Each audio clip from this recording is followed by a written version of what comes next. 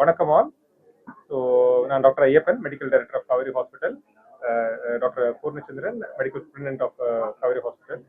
So this proud moment for Kauvery hospital as well as the entire state, because we have got the JCA accreditation, that to the 8th edition. So 8th edition வந்து இந்த வருஷம் தான் நமக்கு எஃபெக்ட்ல வருது.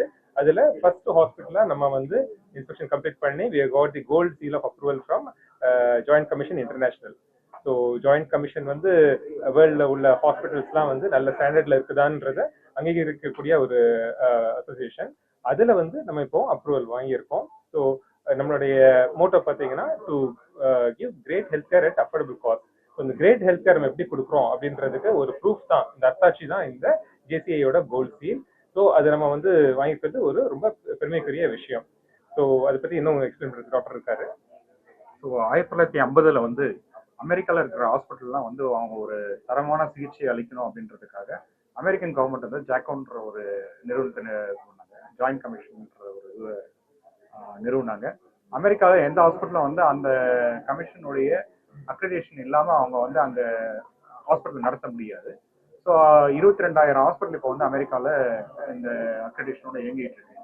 So இதே அந்த தரம் வந்து உலகத்தில் எல்லாத்துலேயும் இருக்கணும் அப்படின்றதுக்காக அவங்க ஜாயிண்ட் கமிஷன் இன்டர்நேஷனல் அப்படின்றத வந்து 1990 வந்து இது பண்ணாங்க.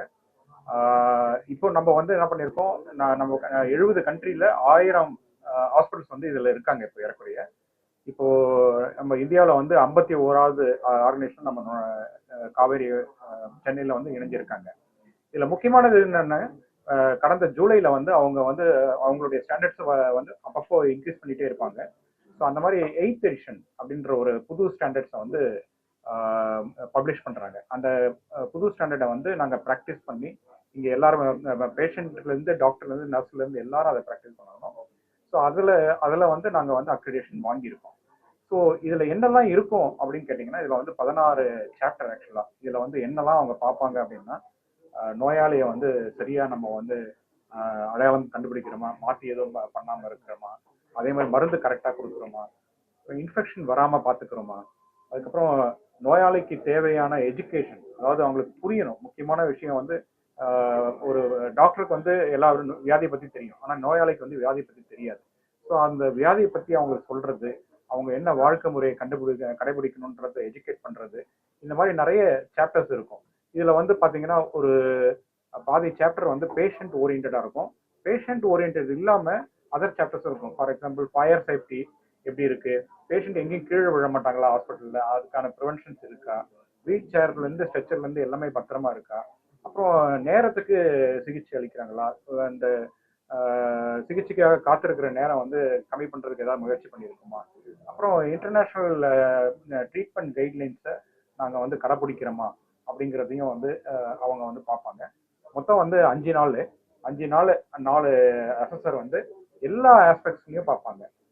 எங்களுடைய பில்லிங் எக்ஸ்பிளனேஷன்லேருந்து பேஷண்ட்டுக்கு என்ன சிகிச்சை கொடுக்குறோம், அவங்களுக்கு என்ன ஃபேமிலிக்கு என்ன சொல்கிறோம், எப்படி நாங்கள் பேஷண்ட்டை பார்த்துக்குறோம், அவங்க எந்த மாதிரி உணவு கொடுக்குறோம், எப்படி அவங்களுக்கு பாதுகாப்பு கொடுக்குறோம், அந்த விஷயத்துலேருந்து அவங்களுக்கு தொற்றுநோய் ஹாஸ்பிட்டல் வந்ததுனால தொற்றுநோய் வராமல் இருக்கிறதுக்கான என்னென்ன முயற்சி எடுத்திருக்கோம், இது எல்லாத்தையுமே பார்ப்பாங்க.